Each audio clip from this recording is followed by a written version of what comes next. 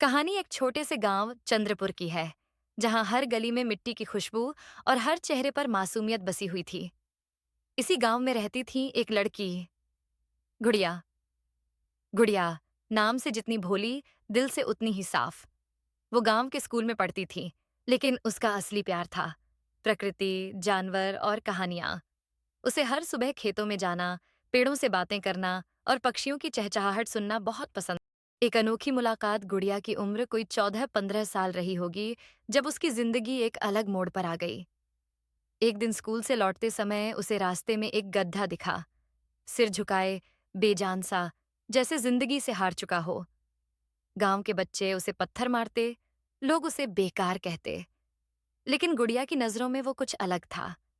वो उसके पास गई, उसके सिर पर प्यार से हाथ फेरा और बोली, तू दुखी क्यों है? क्या तुझसे भी किसी ने उम्मीदें तोड़ दी? गधा उसकी आंखों में देखने लगा। उसकी आंखों में अजीब सी समझदारी थी, जैसे वो इंसानों की बातें समझता हो। एक रहस्य खुलता है। गुड़िया ने उस गधे का नाम रखा बल्ली। हर रोज वो उसके लिए रोटियां और पानी लाती। धीरे धीरे बल्ली में भी बदलाव आने लगा। वो हंसने लगा। हाँ, गधे भी मुस्कुरा सकते हैं अगर कोई उन्हें अपनाए। वो गुड़िया के साथ खेतों तक जाता, स्कूल के बाहर उसका इंतजार करता।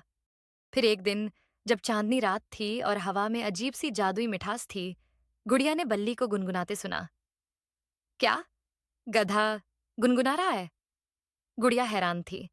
तभी बल्ली ने पहली बार इंसानी आवाज में कहा, गुड़िया, मैं एक गधा नहीं, एक श्रापित राजकुमार हूं। बल्ली की सच्चाई। बल्ली असल में राजकुमार आदित्यवन था, जो पास के राज्य चंद्रगढ़ का वारिस था। एक जादूगरनी ने उसे गधे का रूप दे दिया था, क्योंकि उसने उसके काले जादू से लोगों को बचाया था। तब से वो इस रूप में जंगल जंगल भटकता रहा। जादूगरनी ने कहा था, जिस दिन कोई इंसान बिना डर और बिना लालच के तुमसे सच्चा प्रेम करेगा, तुम्हारा श्राप टूट जाएगा। गुड़िया सुनकर सन्न रह गई। वो रो पड़ी। मैं तो बस तुम्हें एक दोस्त मानती थी, पर अब लगता है तुम मेरी आत्मा के बहुत पास हो। नारायण। प्रेम का इम्तिहान। अब लड़की उसका प्रेम अस्वीकार करती तो वो हमेशा के लिए गधा बन जाता। एक रात बल्ली ने गुड़िया से कहा, अगर मैं तुमसे कहूं कि मुझे तुमसे प्रेम हो गया है, तो क्या तुम मुझसे विवाह करोगी? गुड़िया चुप रही। एक पल को उसने सोचा, क्या लोग हंसेंगे? क्या उसका भविष्य खराब हो जाएगा? लेकिन अगले ही पल उसने गधे की आंखों में देखा, जहां नफरत नहीं, डर नहीं, बस सच्चा प्यार था। वो बोली, अगर दुनिया मुझे पागल कहे तो भी मैं मानती हूं कि मेरा बल्ली सबसे खास है। मैं तुम्हारा साथ दूंगी, हर जन्म में।